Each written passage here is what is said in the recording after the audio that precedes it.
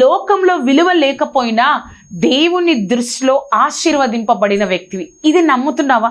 నీకు లోకంలో విలువ ఉండకపోవచ్చు. చాలాసార్లు ఈ లోకము ఇప్పుడున్న విలువ, నువ్వు పదవిలో ఉన్నప్పుడు ఇచ్చిన విలువ రిటైర్డ్ అయిపోయిన తర్వాత నీకు విలువ ఉండకపోవచ్చు. నువ్వు ఒక వయసులో ఉన్న నీకు విలువ తర్వాత ఉండకపోవచ్చు. కానీ దేవుడు నిన్ను నన్ను ప్రతిసారి కూడా ఒక విలువైన వ్యక్తిగా చూస్తారు. ఒక వ్యక్తి ఉన్నాడండి, అతడు ఒక న్యాయాధిపతి. అతని పేరు యెఫ్తా. దేవుడు దృష్టిలో అతడు ఒక న్యాయాధిపతిగా ఉన్నాడు.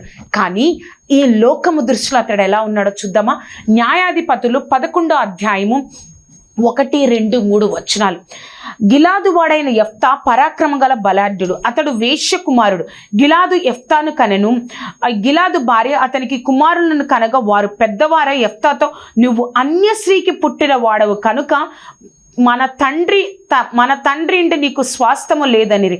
యెఫ్తా తన సహోదరుల యొద్ద నుండి పారిపోయి టోబు దేశమును నివసించుపగా అల్లరి జనము యెఫ్తా యొద్దకు వచ్చి అతనితో కూడా సంచరించుచుండెను. అతడు పరిస్థితులను బట్టి, అతను ఉన్న స్థానము బట్టి, ఆ పరిస్థితులను బట్టి తన ప్రదేశంలోనూ ఉండకుండా టోబు దేశానికి పారిపోయిన వ్యక్తి. అక్కడున్న వారందరికీ తక్కువ చేసి చూశారు. తన యొక్క స్థితి వల్ల, తన యొక్క పుట్టుక వల్ల అక్కడున్న వారందరూ కూడా ఆ యొక్క సహోదరుల ఇంటి వారే యెఫ్తాను తక్కువ చేసి చూశారు కదా. తక్కువ చేసి చూసినప్పుడు వారి దగ్గర యెఫ్తా ఉండలేని పరిస్థితి వచ్చేసింది. యెఫ్తాకి పారిపోయాడు. కానీ దేవుని దృష్టిలో యెఫ్తా ఎలా ఉన్నాడు? ఆ సహోదరులు ఎవరైతే నువ్వు అన్య స్త్రీకి పుట్టావో, నువ్వు ఇలా నీకు అసలు స్వాస్థ్యం లేదు, తండ్రి ఆస్తిలో నీకు స్వాస్థ్యం లేదని ఎలా అయితే ఆ సహోదరుల కంటే యెఫ్తా దేవుడి దృష్టిలో గొప్పవాడుగా ఉన్నాడు.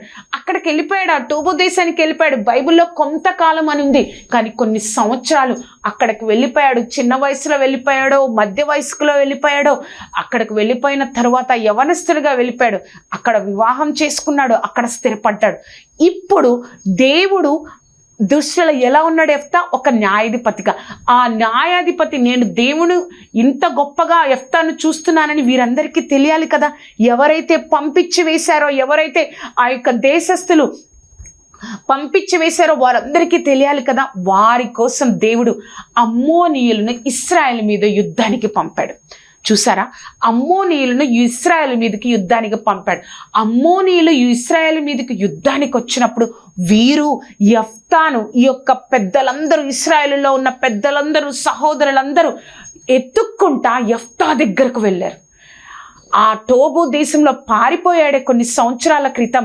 ఆ పారిపోయిన యెఫ్తా దగ్గరకు వీరందరూ కూడా వెళ్ళిపోయారు. వెళ్ళిపోయిన తర్వాత ఒక మాట అంటారండి, ఒకసారి మనం చూద్దాం. 6వ వచనం. గిలాదు పెద్దలు టోబు దేశం నుండి యెఫ్తాను రప్పించుటకు పోయి, నీవు వచ్చి మాకు అధిపతివై ఉండుము, అప్పుడు మనం అమ్మోనీయులతో యుద్ధము చేయుదమని యెఫ్తాతో చెప్పిరి. చూసారా? ఎన్నో సంవత్సరాలైన తర్వాత వాళ్ళు మర్చిపోయారు. యెఫ్తా ఇంకా నా స్థితి ఇంతే, నా బతుకింతే అని అనుకున్నాడు. అందరూ తక్కువ చేశారు. నా పుట్టుక వల్ల, నా యొక్క స్థితి వల్ల, నా పరిస్థితి వల్ల అందరూ తక్కువ చేస్తున్నారు. కానీ దేవుడి దృష్టిలో అతను ఒక ప్రవక్త, అతని యొక్క న్యాయాధిపతి, అతను ఒక ఆశీర్వదింపబడిన వ్యక్తి. అలా వెళ్ళిపోయినప్పుడు వారందరూ కొంతకాలమైన తర్వాత యెఫ్తాను వెతుక్కుంటా వచ్చి, నువ్వు మాతో వస్తే నిన్ను మేము మా అందరికి ఒక అధిపతిగా చేస్తాము. ఎందుకంటే దేవుడు చెప్పిన మాట, అతడు పరాక్రమము గల బలాఢ్యుడు. కాబట్టి నువ్వు మాతో వస్తే మేము అమ్మోనీయులతో యుద్ధాన్ని చేయడానికి నిన్ను తీసుకెళ్ళి ఒక అధిపతిగా, మా అందరి మీద ఒక అధిపతిగా నిన్ను నియమిస్తాము అని చెప్పినప్పుడు నన్ను అక్కడి నుంచి తరిమి వేశారు కదా మీరందరూ. నా చిన్న వయసులో, లేకపోతే నేను యవ్వనస్తుడిగా ఉన్నప్పుడు నన్ను మీరందరూ ఒక అనాథగా తరిమి వేశారు కదా.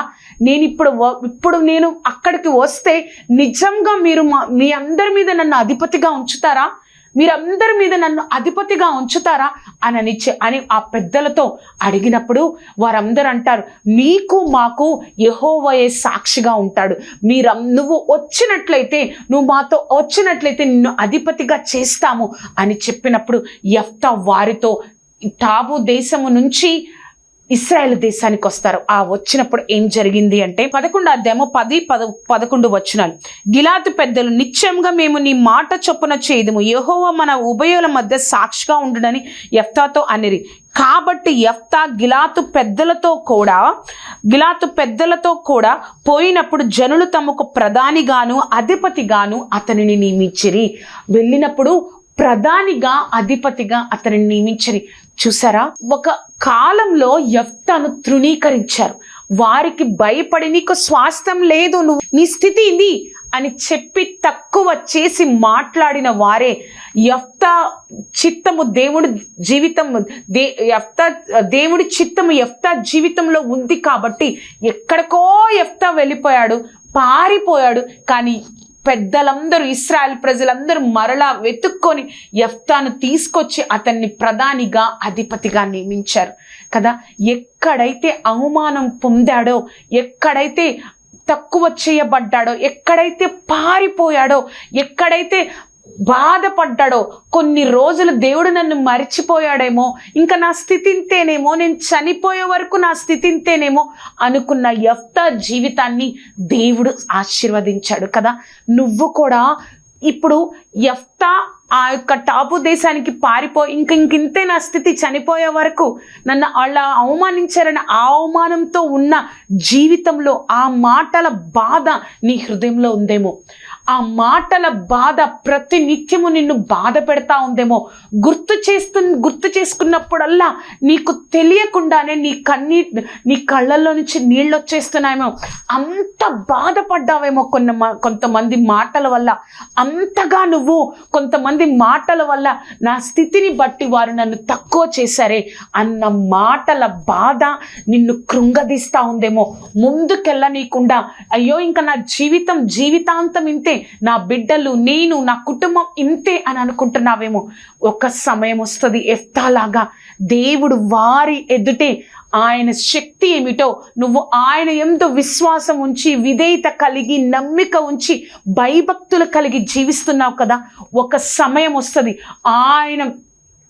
ఆయన వైపు నువ్వు చూసినప్పుడు, ఆయన సమయం కోసం నువ్వు వేచి ఉన్నప్పుడు ఒక సమయం వస్తుంది, తప్పకుండా దేవుడు నిన్ను వారి ఎదుట హెచ్చింపబోతున్నాడు.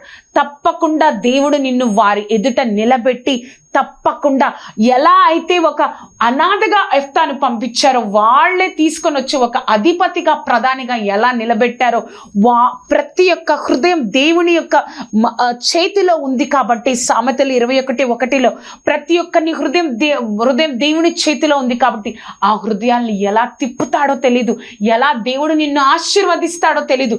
ఒక్కటి గుర్తుపెట్టుకో, నీ విధేయత, నీ నమ్మకం, నువ్వు దేవుని యందు ఉంచిన భయభక్తులు ఎప్పటికీ కూడా విడిచిపెట్టకుండా దేవుడి వైపు తిరుగు.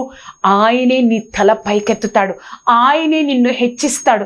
ఈరోజు దేవుడు మనతో మాట్లాడుతున్నారు. ఇప్పుడు యెఫ్తాని తీసుకొచ్చేసారు. ఆ ఇశ్రాయేల్ దేశం మీద ఇప్పుడు ఒక అధిపతిగా, ఒక న్యాయాధిపతిగా, ఒక ప్రధానిగా నియమించాడు. ఇప్పుడు యెఫ్తా యుద్ధానికి వెళ్ళినప్పుడు ఏం జరిగిందో మనం చూద్దాం. న్యాయాధిపతులు 11వ అధ్యాయము 32-33 వచనాలు. అప్పుడు యెఫ్తా అమ్మోనీయులతో యుద్ధానికి చేయుటకు వారి యొద్దకు సాగిపోయినప్పుడు యెహోవా అతని చేతికి వారిని అప్పగించెను గనుక అతడు వారిని, అనగా అరోయేరు మొదలుకొని మిన్నీతుకు వచ్చు వరకు, అబేల్కరామీరు వరకును 20 పట్టణములు వారిని నిశ్శేషముగా హతము చేసెను. అట్లు అమ్మోనీయులు ఇశ్రాయేలు ఎదుట నిలవకుండా అణచివేయబడిరి. దేవుడు ఎంత కృపనిచ్చాడు. 20 పట్టణముల వారిని పూర్తిగా నిశ్శేషంగా హతము చేశాడు. దేవుడి చిత్తము చూడండి. నిజంగా ఆ యొక్క సమయంలో, అమ్మోనీయులు వచ్చిన సమయంలో నిజంగా యెఫ్తా లేకపోతే ఇశ్రాయేలు ప్రజలకి రక్షణ కలిగేదా? ఆ 20 పట్టణము యొక్క శేషము ఇశ్రాయేలు మీదకి యుద్ధానికి వచ్చినప్పుడు రక్షణ కలిగేదా? దేవుడు నిన్ను ఎందుకోసమో ఈ బాధ గుండా, ఈ కష్టం గుండా, ఈ కన్నీటి గుండా దేవుడు నిన్ను నడిపిస్తా ఉన్నాడు. దేవుడు నిన్ను సిద్ధపరుస్తా ఉన్నాడు. అయ్యో, ఆ అవమానం, ఈ అవమానం వస్తాయి. కానీ దేవుడిని నేను ఇంత నమ్మకంగా వెంబడిస్తున్నా, ఇంత విధేయత కలిగి ఉన్నా, ఇంత నమ్మకంగా దేవుళ్ళో ఉన్నా, ఆయన చెప్పినట్లు నేను జీవిస్తున్నా, కానీ నాకు ఏది ఇంత అవమానం ఎందుకు వస్తుంది నా జీవితంలో, ఇంత బాధ నా జీవితంలో ఎందుకు కలుగుతుంది? చూసారా, కరెక్ట్ సమయంలో దేవుడు యెఫ్తాను బయటకు తీసుకొచ్చాడు. ఆ యెఫ్తాను ఒక అధిపతిగా, న్యాయాధిపతిగా నియమించి అతడు యుద్ధానికి వెళ్ళినప్పుడు 20 పట్టణముల జనమును అందరినీ హతము చేసే ఒక గొప్ప శక్తిని, ఒక కృపను యెఫ్తాకు ఇచ్చి, అయ్యో వారు నిజంగా సిగ్గుపడిపోయి ఉంటారు కదా, ఎవరైతే యెఫ్తాను పంపించేశారో, ఎవరైతే తోలి వేశారో. యెఫ్తా అంటాడు కదా, మీరు నన్ను అక్కడి నుంచి తోలి వేసేశారు, ఒక కాకిని, ఒక కుక్కను తోలి వేసినట్టుగా నన్ను తోలి వేశారని చెప్తాడు కదా యెఫ్తా. అలా తోలి వేశారు. వారందరూ బాధపడి ఉంటారు కదా, అయ్యో ఇంత గొప్ప రక్షణ మనకు కలగజేసిన యెఫ్తానా మనము కొన్ని సంవత్సరాల క్రితం మనం బాధపరిచింది అని వారి సిగ్గుపడేటట్లుగా, వారే బాధపడేటట్లుగా యెఫ్తాని దేవుడు నిలబెట్టాడు కదా. మనము కూడా చాలాసార్లు ఇదే అనుకుంటాం.